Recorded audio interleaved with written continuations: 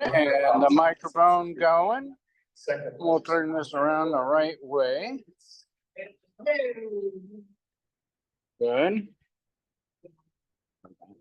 Like that. Stop it. Sorry. All right, everybody. Hey, you want to open us up? Get everybody to sit down first.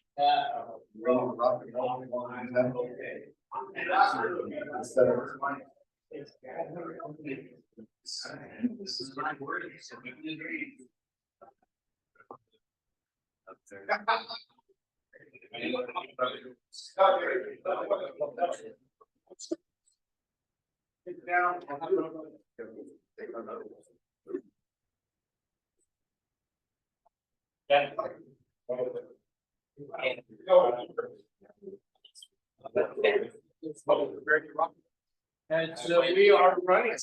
Okay. China.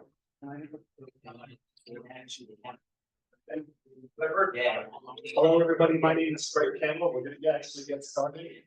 The Zoom is on. We are all around. Get a cup of coffee, relax, sit down, get some popcorn. Okay, we're going to get started. The topic today between bites is China, and it is actually the second largest economy. And up to let's say probably early this year, it was our largest trading partner. It's actually switched to Germany. To tell you how serious things are getting, is that we're getting illegal, or let's say refugee, coming from China that are crossing the borders in records numbers, like San Diego. Can you hear me? Oh, I'm sorry. Let's open in prayer. That's why, because we didn't open it early. Good morning. My name is Harry, and we're going to introduce Colonel Craig Candelore. And he's going to be, as he just opened with, talking about the China update and the impact they are having on our economy, as well as other streams of revenue. If we can have a quick moment of prayer to open our meeting this morning. Lord, I just thank you that we're gathered here this morning. We're free for today. We are excited to bring on the Colonel this morning, talking about and crypto, definitely cryptocurrency. No, I don't the difference, but that's why he's giving the pitch out here. Okay, but if we could open with a moment of prayer. Thank you, Lord, that we are here. We are free to meet this morning. That the church, in all of its generosity, gives us this space to meet in this morning. I want to say hi to everybody on the podcast and allow us to drink in what he's got to feed us this morning, all of his wisdom and experience in this field, in the name of Jesus. Amen.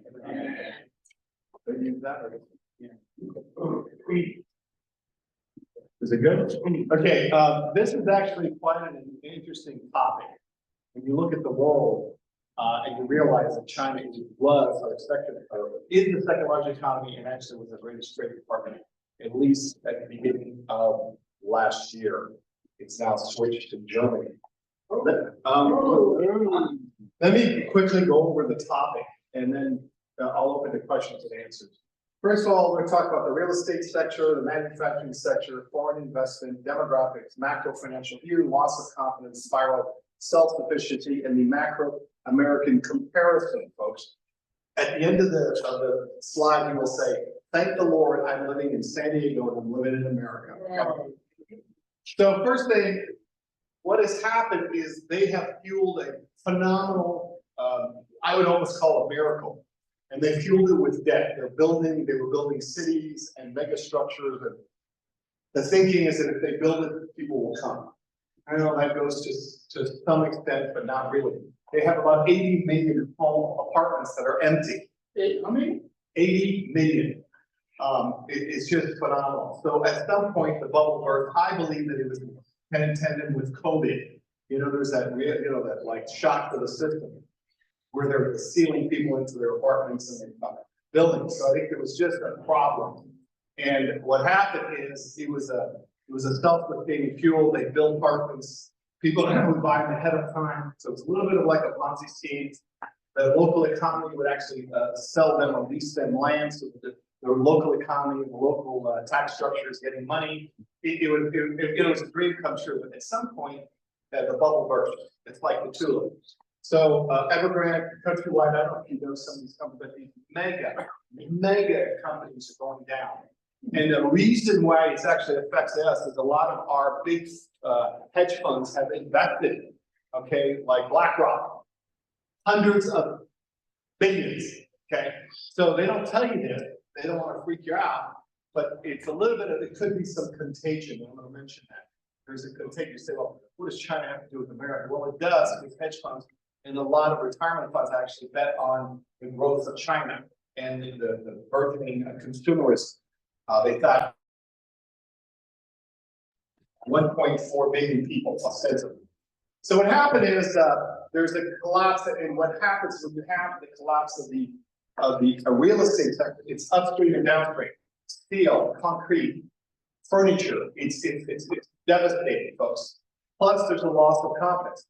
They are not a free market economy, so people had to have choices. Where do you put your money to get alpha? You know, chasing alpha. Where do you get that? Well, the normal deal was you invest in properties because they're going to go up. They always go up, right? Well, until they go down. So the problem that you have is, so there's a shock on the system. Real estate is about a third of the economy, 25 to 30%. Imagine of a third of your economy is going down the toilet. Okay, folks, if people, I started seeing this about 3 years ago. I said, well, this is not going to end well. So you have current collapse of the real estate. What is it? Loss of wealth, people. People, they had all their money in real estate. Half the stuff they can't sell it anymore. Some, by the way, they call them first tier city, second tier city, and third tier city. You can't give it away. Nobody's buying. So the prices are dropping and dropping and dropping. And what does that mean? Loss of confidence. If you go to China now, it's a disaster because basically the wealth has evaporated. Loss of confidence, large drop in spending. Nobody's spending. Look, if you think you're not going to have a paycheck tomorrow, guess what? You stop spending. And so the streets are deserted. It's a disaster. So because there's a spiral effect, and I'll go into that. Continue. Banks and stocks markets are collapsing. They're literally nosediving. In fact, the CCP had to come in. They have a mysterious trust fund that is buying stocks to prop up. Well, if you think about it, we're buying stocks, so the government is basically owning the shares, basically creating own slush fund. But the underlying problem has not been resolved. So at some point, their money will give up. They're also propping up the marimbi. I don't know if you know, they're actually going on the open market because it was nosedive. So they're buying their currency to keep it at a certain level to the US dollar. And then last, the current collapse of local finances that they were getting, it was this cycle where they would sell to developers, get the money to fund the local economy, the local finances. So their tax base is a disaster. Moving on right along. Manufacturing. A lot of this is how does this affect me? I just want you to, at the end, I'll kind of wrap all this. Hey, look, folks, this is a disaster. When your neighbor's house is burning, it does affect you, believe it or not. So manufacturing supply chain break. Here's what happened. Look, it makes sense. Everything I'm telling you is common sense, but the problem is common sense is not common. That's I'm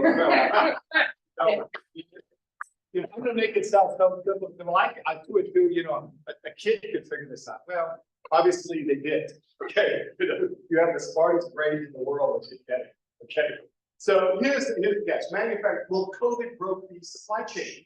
You're saying there's a problem. There's with cell phones, 1,200 points parts. Well, if you can't deliver that part, I don't deliver a cell phone. You understand? So when you're depending on China, the low cost producer, what happens? And if I can't get that out, why? COVID, they shut everything down. Everything's being shut down. The barges, you can't upload. The people at the terminals. I mean, it's a complete. supply chain breakdown. Well, that has effects. If I can't sell my product, I've got to go elsewhere. Okay. So what happens, they move to Vietnam, Thomas, look, I cannot count on the CPP because they have draconian measure. Now, why did they do draconian? Well, they don't have a good, basically, medical system. Their anti-COVID shots didn't work. They didn't want to go and buy it from the US. So there's a lot of political issues. But the bottom line, they said, we're going to have a zero COVID. Well, they're in a totalitarian state where they'll actually steal you into your building. You could starve to death. It's a different world over there. You know, now they think it's for the greater good, and I'll get into that later on. You know, one party, one leader. Sounds like Hitler, but anyway, so China's facing it. Now here's what's happening. Listen, this is crazy. Well, you know, to get orders, they're dropping their prices. Okay. And then not only from the orders, the external, because a lot of their GDP is run by what? Internal consumption and exports. So they're dropping their prices to get exports. But then they also, internal, nobody's buying. So they're dropping the prices to get rid of the inventory. You drop your prices, no profit, you lay off your workers. Okay, you lay off your workers, drop the confidence, it's a spiraling. And they're literally exporting deflation. I want to get into that. So what happened here was spiraling, massive drop in consumer spending, business orders. So there's a double whammy, folks. Cancellation leave, they cut costs. It's, you know, they're laying off employees. If you listen to the stuff that's coming out of China, people are jumping off buildings, folks. It's that bad. The stock market, you know, 1929 crash, you have people literally the wiped out. You have people that entrepreneurs that open, you know, a coffee shop or something, and nobody's buying. Nobody, it's empty. Nobody, folks. Can you imagine if you went downtown San Diego and nobody's there? It must be depressing. So there's a massive contraction up and down the food chain. Now, foreign investment. Here's what, you know, it's funny. It depends on who you listen to. You have to listen to about a dozen people. But I think the US ambassador of Burns gave a really good speech. He says, look, a lot of companies, if you had a 60-minute. By the way, I'm giving you the product of probably about 100 hours looking at stuff, reading documents, you know, trying to put it all together. What's in Hebrew? The fact that when they say leading, well, no, the people that are entrenched there are not leading, they're just not investing more money. You know, I'm not going to pony up more money to invest. That's really what happened. There's a few big names that are leading, but overall, everyone's hunkering down to see what's going to happen.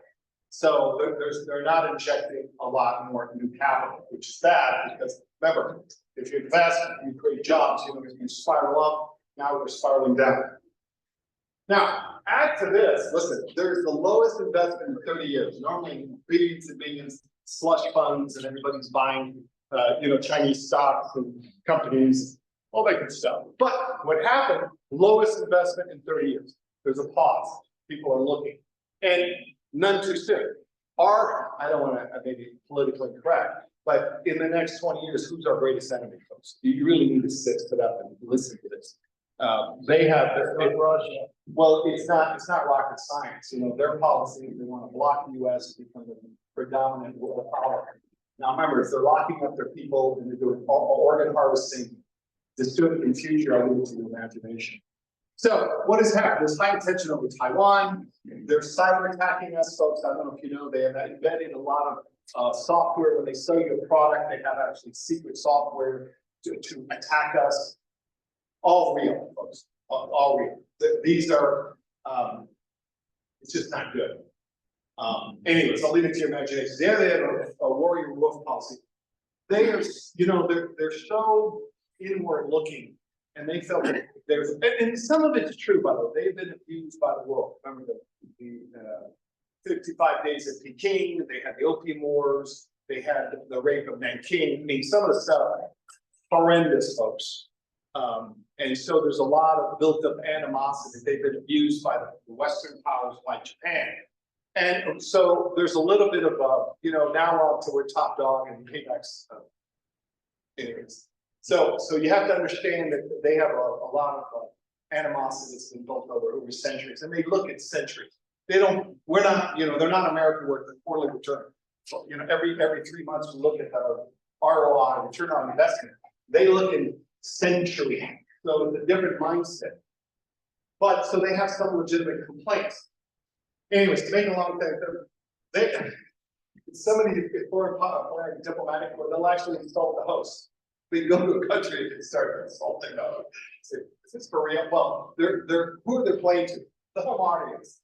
You know, you're a dog, you know, you're worthless. You go to the host country and tell the president, hey, I mean, it's crazy. Well, not in their mind. We don't care about you. We're playing to our home audience, which shows you the kind of the paranoia and the dystopic lenses they're using. There's math and economics fine, folks. And here's the problem. Some of these people are innocent, some of them are not. A lot of people have family back home. They pressure them. There's a couple instances I don't want to get into where they're literally saying, hey, we're going to kill your family. They're going to the gulag because you're going to go to gulag unless you fight for it. So a lot of these Chinese-born Americans are literally forced, and they go back and raise a bunch of intellectual property. And it's in the newspaper. That's just the tip of the iceberg. Yes. Good explanation, Colonel.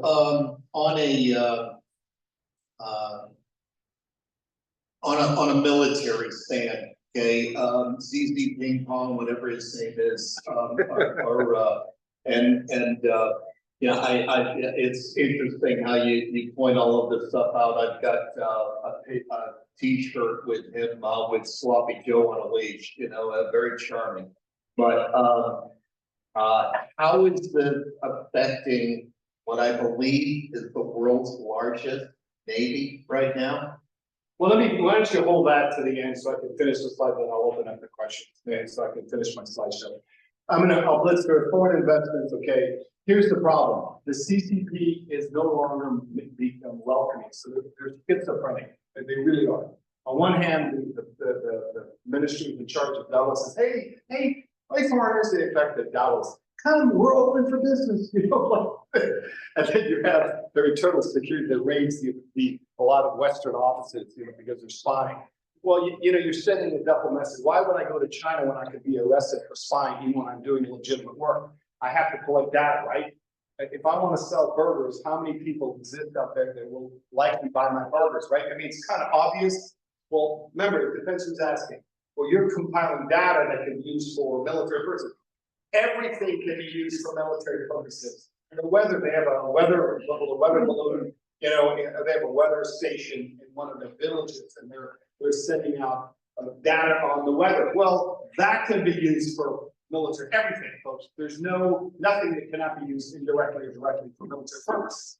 But what has happened is they basically are raiding these offices. They say, well, why would I do business here? And they're rightly need to leave China. Folks, I have personally looked at the data of some companies. It is BS, folks. They make up numbers. It's just a joke. So the problem, how do you do business when in fact all the data is corrupt? You understand? It just doesn't make any sense. They will lie. Their businesses, by the way, it's a lot of times they'll actually have Chinese businesses that have stocks on the, they'll have a derivative stock on the Canadian or the US stock market. And the numbers are all BS. That's the problem. You just need to remember that. So anyways, to make a long story short, for political reasons, that is unreliable. They're stealing intellectual property with joint ventures. If you go over there, they're going to steal your intellectual property and kick you out. So you really have to be really stupid to do business on a high end. You know, you can open a Starbucks, but anything higher than that, you shouldn't. The other one is demographics. So now, here's the problem. Normally, to get GDP, what is GDP? It's like income, folks. You know, debt, GDP. How do you generate it? Well, exports, consumption. That's what you do. You provide services. Well, their demographics are falling, folks. Now, the smartest people in the world, how they got this wrong, I swear to you, I do not understand. It just shows you they have a problem with their internal feedback loop. So China now imploding. They had a one China policy, folks. Just you know.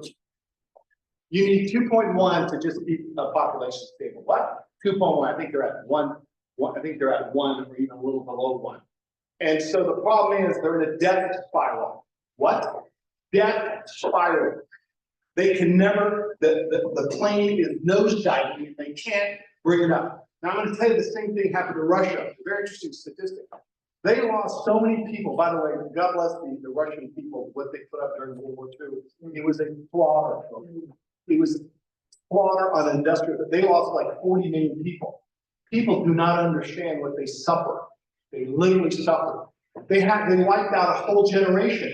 Well, the problem is, folks, remember, you have to replace yourself. So there's, like you look at the demographic, there's like I don't know if you ever see the demographic. There's nobody. So there's a like 4 or 5 years. Nobody's there. Well, you can't make it up. You understand? So they have the same death spiral in Russia. They have the same population size that they were at World War II. They can't make it up. So what I'm trying to tell you is all this does matter. So what you have is you have a lack of normal feedback with one party leader. I don't know how somebody got this wrong. I just don't. I mean, somebody's looking at statistics. Then you know that they're giving them unreliable data. Now, I think they're smart. They also start off with unreliable data. They think that they had 6 people per family, when in fact, when I heard that it was actually 2 per family, 3 per family. But they went to the farms, and remember, they had a lot of problems. They said, okay, what do we do? They had, desperate situations call for desperate answers, and that's what they did. But at some point, they should have, put their foot off the brake. Does that make sense? So I don't know what went wrong, but something went wrong. So, by the way, they don't even think that China's 1.3 or 1.4. They think that probably 1.1. There's false reporting. And they think that by 2050, they will be down to 500 million. Okay, so understand, they're doing everything in their power to change it. They opened it up in 2016. Folks, it's a plane that is literally crashing the earth. Just think about that analogy. The macro finance is fueled by massive debt. Here's what's happened. They have so much debt that they can't get any productivity out of the debt. Normally, if you have $1, you can produce 3, okay? When you start to get too much debt, like for example, $4 in China will only produce $1 in actual goods and services. You understand? So they're at a standstill. They don't know what to do. And because their model is, one party, one state, one leader, and all that good stuff, I don't think they're getting the right answer. They're not, the leader says if he doesn't like it, he shoots you. So he's coming up with the answer. So GDP, debt to GDP is 300 billion. And that's just the tip of the iceberg, because there's a hidden banking system. There's a hidden bank that we don't even know about. Why? Because they couldn't get, if you can't get a loan through the normal system, you go around to, it's basically mafia loans, but they have a hidden banking system, for want of better words. Here's the catch, is that they are printing money. They have the same problem with debasing currency as we have. There's a massive problem. And remember, you don't have economists running the country. They have their answer. If you don't like my answer, we put you in the gulag. So it's really hard. They're brilliant people. And the problem is that I don't know how they're going to sort this one out. GDP was fueled by export and mega project and internal consumption. Exports are down, there's no return on investment. Look, if you produce, what's that? Normally if you produce a railroad and you're going to have increased transportation, you're going to increase value. But for example, how do you have 80 million apartments that are empty? The resources that went into creating 80 million, it's not productive. Theoretically, you have to have people living there paying mortgages, to boost the cycle up. It's not happening. So you have trillions of dollars that were wasted on mega projects. They had a mega water project. I think there were 8 of the top people there were engineers or hydro engineers. And so, of course, what project they produced? Hydro engineer project, major projects to move water from the wet south to the basically dry north. A drop in the bucket. It looks good. These projects are phenomenal, super tech. But guess what? What's the return on investment? What are you doing? Moving stuff, it only works to a certain amount. What I'm trying to say is faulty thinking, narrow thinking. So, anyways, so now internal consumption is down due to aging and low spending. Moving around, loss of confidence, feedback loop. I said that, loss of confidence. So you increase saving, decrease purchasing, increase layoff, decrease purchasing, spending, lower pricing. You understand? They're in deflationary mode. Business cannot compete. Okay, now what does that mean? Well, they're exporting. They're basically subsidizing their export. That's why a lot of US and Europe is in arms. They're saying they're below cost. They're actually shipping stuff at below cost. They're exporting deflation. Well, sometimes it's good for us because you're getting cheaper products, you know, the inflation index goes down, but it also puts pressures on our producers. If they can produce a product that they were subsidized for $5, and we can only produce for $7, then our businesses go out of business, like the EV cars. I don't know if you know that. They're bonanza. Well, they're subsidized, folks, and they're trying to steal the market and put all our companies out of business. Self-sufficiency. Listen, China's in a bad spot. They 80% of oil imports and 80% food imports. So just put that, overlay that on. They're really a problem. They rely on a lot of international cargo. You understand? And so that puts them in a vulnerable. If there's a war, that puts them at some problems. China people are suffering. Large sectors are suffering. Minister, by the way, a lot of them, they call migrant workers, about 80 million migrant workers, they're starving. Literally, you can't find work. You know, the day jobs are gone. CC massive surveillance. They have cameras on every corner. They don't like it. They put you in gulag. They have some islands offshore where they report everybody if they don't kill you for, you know, organ harvesting. Folks, if you want a dystopian future, just look at China and they'll give you where you don't want to go. Also, if you default on your mortgage, so for example, you don't pay your mortgage. Now they have a weird system where you ordered let's say you bought a house and you have a mortgage. And even though they didn't give you the house, you still pay on the mortgage. Well, if you stop paying on the mortgage, what happens? They'll put you on a bar list, like remember we had terrorists, you can't get on the plane, same thing, you can't get on a plane. They don't want you to move around, right? Because you're a possible threat. So they will literally isolate you in your village. So this is a no joke, folks. The centers of jail, the system will disappear. Just to give you an idea of what's happening, folks. 30% of the people, refugees from Mexico are Chinese. They had 24,000, which just seems a small number, but it's just, they're growing. In the last year over year, 500% on the San Diego border, folks. These are people that have gone through tremendous hardship. They'll fly into South America, walk up north. It's unbelievable. I mean, the ingenuity, I've got to give them credit. You talk about Darwin Awards, these people are literally, to survive that, these people are geniuses in their own right. So moving around macro, listen, folks, listen. You need to repeat, I am blessed to be an American. Yeah, you have good demographics, energy self-sufficient, food self-sufficient. Mexico, by the way, we have a great partner in Mexico. They have youth, they have, I'm just telling you, at a macro level, we're blessed, folks, okay? So if when you see a Mexican, give them a kiss. So the other one is the reshoring. Once you realize that you cannot produce your products in China, there's a problem, there's a glitch, you reshore. So we should have a boom. If you do it right, you're going to basically, the remanufacturing is going to go up. Although I have to say, I saw the stat yesterday, and it's not happening. I don't exactly know why. Because if you can't produce in China, you produce in the US or the back door. So there's some glitch, maybe it's the latest statistics. Conclusion, their economy is in a free fall. They have structural economic challenges. They have massive unemployment. Foreign companies are in a holding pattern, not putting in new capital. Short-term financial processes are bad. No short-term fix. But China is not going away, folks. Did you know? Last, thank you. God bless you. Live in America. God bless you, America. Yeah. Looking at the big picture, 2025, 2026, US, your thoughts? Do you remember when the United States bought Alaska from Russia? $7 billion? Well, these guys making money on the next presidency by a portion of China, not calling the United States, but a common problem. What do you think? Yeah, politically won't happen. They're so nationalistic. In fact, when the economy is going down, they beat the drum against anti-Japanese, anti-Western. It's not going to happen. And here's one of the problems they have.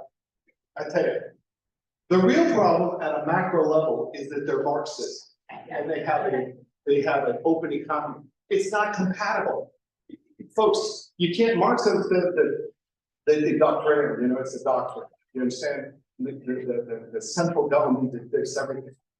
In a free market, we let the free market, you have a good idea, you know, you should have to have the companies produce in the garage.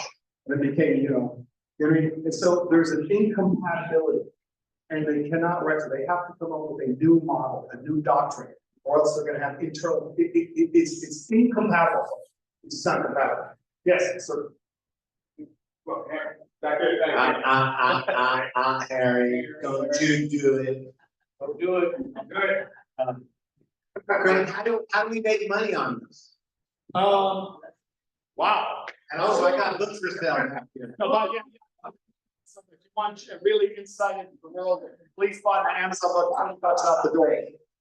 Boy, you know, here's what I think. I think that there's certain companies that have bet on China that it's not, they have a problem, they have probably a decade-long problem to even process the overproduction of houses, you understand? So that, and you're gonna see it on like, companies that have literally bet on China. And, by the way, it's actually, they kind of bet also against the US, they say, oh, we're gonna bet on China. There's certain companies that actually are, I would say, un-American, just flat out American. They're betting on China, they have access to leadership, they got privileged positions when they invested in China. I would look at that. What would I think that there's local, you know, companies that are basically, they're gonna have to, for example, for batteries, there's like some raw material, minerals that we need to produce. Well, they're gonna be produced here, they're gonna find alternate sources. Remember I mentioned last time, you know, China thought they had a lock on all these rare earths. No, because people find a workaround. Listen, I always like is in World War II when we cut off all the oil off the Germans, they had Ersatzbenzin. They created basically shale oil. I mean, you're gonna get bright people, they're gonna come up with solutions, workarounds, okay? Does that make sense? So what I'm trying to say is I think that anything where they can put pressure points, they're gonna find an alternate sort. So I would say that I haven't really thought of it. I think there's also downward pressure on deflation because they're producing stuff below cost and they're shipping it out. Yes, Eric. Colonel, really good explanation. Assuming, besides the obvious, that Marxism is a failure ideology, there's still a certain amount of capitalism that goes on in China. I don't ask you to identify what it might be, but a decade, maybe two at the most, they have double-digit GDP. They did.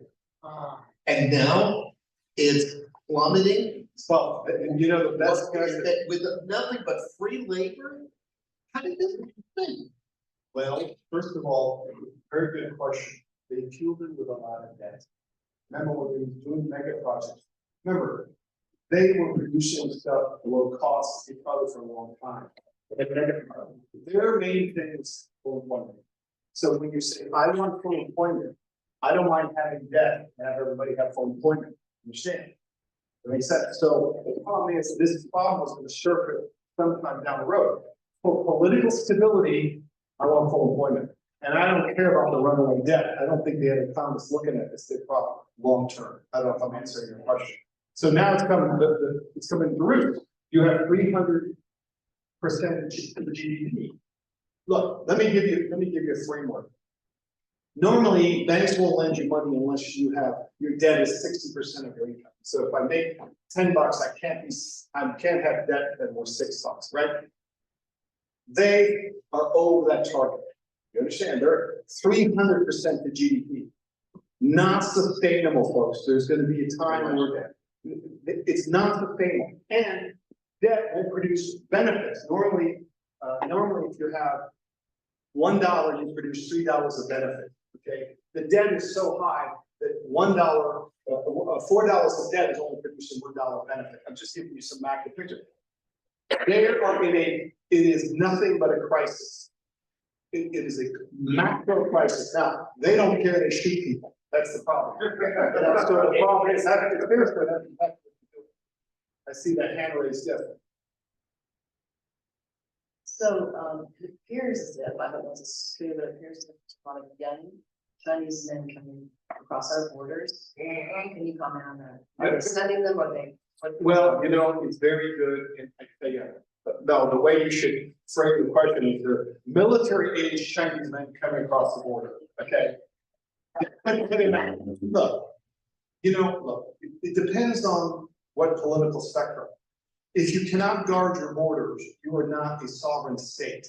Okay, one of the factors, if you go through international law, if you do not have a border that's defined border, you are not a sovereign state. Now, look, now let me put the military hat, okay? And I'll give you an analogy. Look, one of the things that I mind that I have invented is I have so much history back, I can give you an analogy in history. You know, this happened before, you know, this, you think it's new.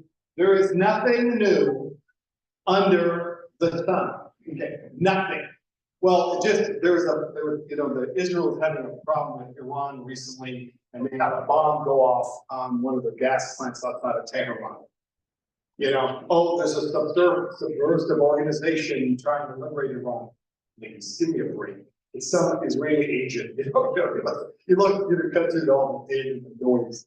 Well, you know, Chinese are not stupid. They want secret for self-here agents. You know what I mean? Theoretically, think through this one. You know, if you want to cause confusion and have a couple of bombs go off in LA, and you know, so do I think there's absolutely? And the government is not inclined to solve that problem. You understand? In fact, they have people, I think they capture illegals and they release them. I mean, it's insane. Now, what leader who has our best interest at heart would do that? It's a security problem. You know what I mean? You know what I mean? It is absolutely insane. Forget about all the votes, you know, because again, they want all the illegals coming to vote. But on a security level, we're fighting, you know, global wars. I'm amazed, and I wouldn't give you another one. Do you know, generally the Mossad was over the most bad, but they had recently, the Arabs, you know, they're smart people too. They would hire, their agent would come out in the Baca Valley. So they're secret agents. The blonde blue eyes, folks, they're from the Europeans that came over to the Holy Wars. You see somebody blonde blue eyed, you don't think associate him being an Arab. Does everybody understand? So, you know, the other side gets a vote. You know, the enemy gets a vote. You're not playing just on your playbook. So what I'm trying to say, everything that's happening now has happened before, and you're actually right. You can draw your own conclusion what the answer I'm giving you. Yes. Yes, I understand that at this point in time, we're reaping the benefits of trade with China. How is it the cons of that? Well, remember, they produce very cheap goods, and you know, it's put a lot of our businesses out of business. Period. They can produce, you know, something for $3 when it costs us $5. They produce in America. We have to pay normal wages and stuff like that. Does that make any sense? Well, what's happening is a lot of these companies, remember, they have to have internal and also external exports, and there's a spiraling downward. A lot of companies, in fact, it's like I saw a report from a German company that for 20 years has been doing business in China, and they had a certain order, and they put in an order, and they paid the money, flew out there, the company had closed down. And they said, nobody's there, you know, 1,000-person factories closed down. And they said, you know, the conclusion was, you know, we'll pay a little more to a German company to make sure that we get the product. So reshoring, de-risking, whatever you want to call it, we can't take that risk anymore. So I'll pay the 5% premium instead of being cutthroat because I know that I have that supply chain secure. Yes. You know, let me say this to you. I think you want to keep an eye on the cryptocurrency with China. Keep an eye on it. Oh, by the way, let me add. Yeah, no. Let me add to that. Keep an eye on trade deals that China does with Taiwan and maybe North Korea. I think there's going to be an scapegoat here. And go ahead. But you know, it's very interesting to mention that. I just saw a report that Hong Kong, remember, Hong Kong is the little door to the outside world, although it's become CCP when they took it over, they literally destroyed that whole city. It used to be a prime location. it's used fun, but it's like, it was, you know, London, New York, and Hong Kong, forget it. Now, what has happened? They just opened an application for 20 ETFs, cryptocurrency ETFs. So Hong Kong is gonna be the capital, probably, or they're gonna try to make themselves the capital of cryptocurrency in Asia, just, you know, that's.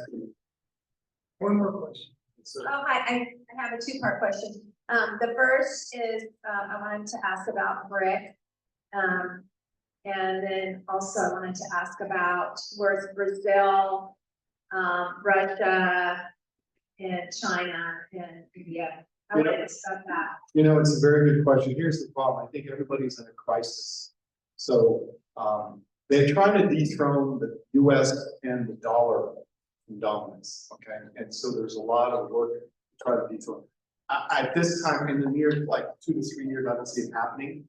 I just don't, remember, you gotta have a stable currency. Look, the renminbi wanted to supersede the dollar, okay, just for example. They're literally, the government is having to buy it to keep it stable, you understand? So they have so many internal problems. Russia has so many internal problems. China's got so many internal problems that, you know, until they stabilize. Now, it's an aspiration, I guess, we wanna, you know, revolt against that, you know what I mean, right? And what are you gonna replace it by? Who is gonna lead this organization? Think about it. You understand? You know, I don't like that. He's mean. He put me on the allowance. Great. And we have rules, you know? Okay, great.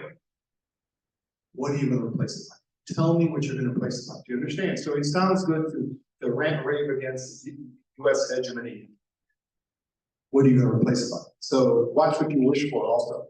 Russia is having problems. China, massive problems. And by the way, I have to tell you, it's almost like, do you know there's a term, the mandate from heaven? The emperors used to say that what happened would kind of give a flavor whether the gods were in favor of the emperor.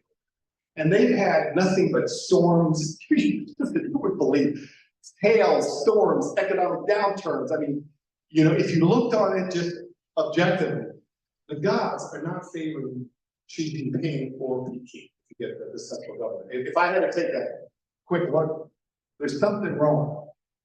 Anyways. I just have one more question.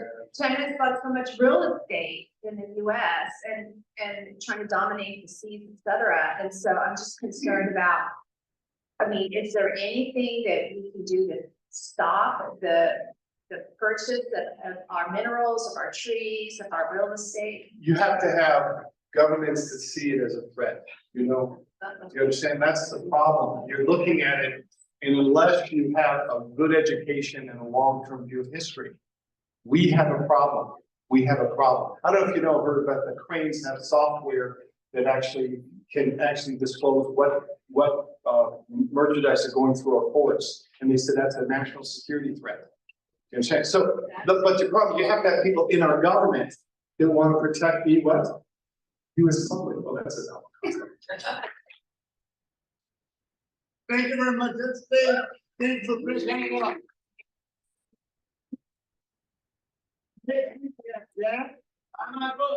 Oh, yeah. If you want to learn something really interesting that's not really in the history books, and I feel blessed that I'm bringing it to you, buy my book. It's The Living Amazons and the Conquest Economy. It is, listen to me, it's revolutionary, but it's absolutely worth stopping and reading. Thank you, Craig. It's been a great hand. Yeah.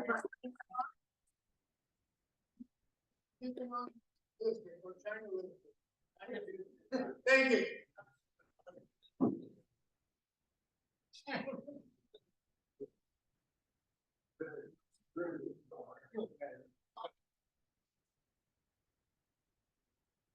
All right. Thank you, everybody. Have a good day.